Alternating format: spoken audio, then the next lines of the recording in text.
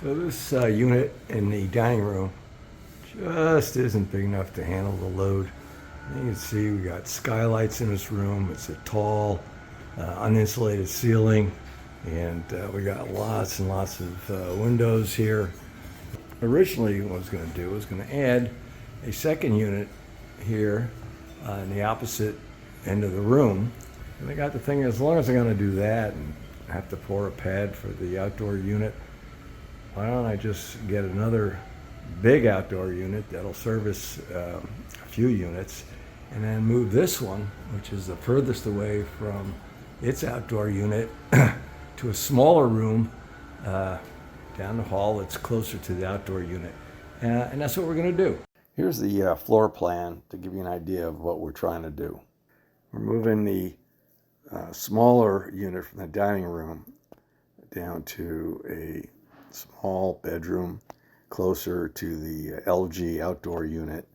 Before we can move the indoor unit, we have to get the refrigerant out of the lines. We do that with a procedure called the pump down procedure. In the pump down procedure, we close the liquid line going to the indoor units, and we open the vapor return line going to the outdoor unit, and then we run the outdoor unit compressor with all the indoor units in cooling mode. We force all the indoor units to operate in cooling mode by setting the dip switch on the PCB board in the outdoor unit. Once the dip switch is set, the power is turned back on, and then the compressor will pull on the refrigerant in the lines, reducing the pressure. Once it is below 50 pounds, the pump down is complete. So the pump down is complete.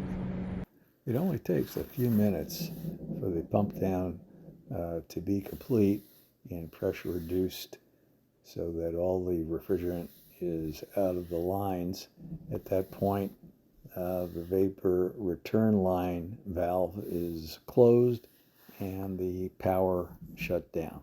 The dip switch is also returned to the normal position with all four switches set to the off position.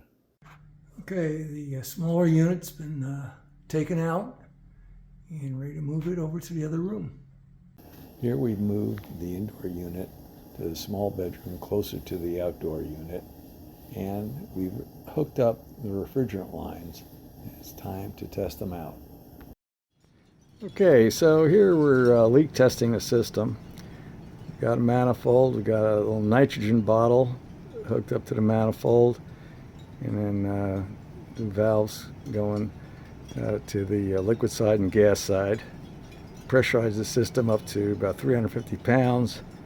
And we closed the valves and basically disconnected the nitrogen bottle to see if we have any loss. We'll also go around to each fitting with a little soapy water, see if we see any bubbles. Okay, so here you can see we've put a little bit of soapy solution on the fittings, and so far no bubbles. So we're in good shape. Next step is to hook up the vacuum pump and pull a vacuum to less than 500 micron.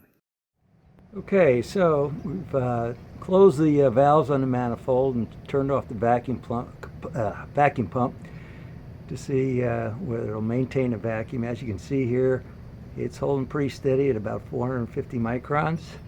So our next step will be to bring the pressure up to atmospheric pressure with a little bit of refrigerant, because this micron meter doesn't like to operate at high pressure.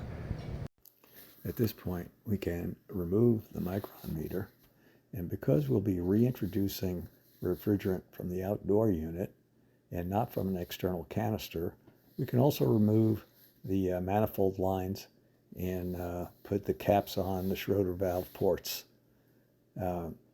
And once that's done, we can slowly open both the vapor return and liquid line valves, and the system will be pressurized and ready to test it out. Okay, system's working good.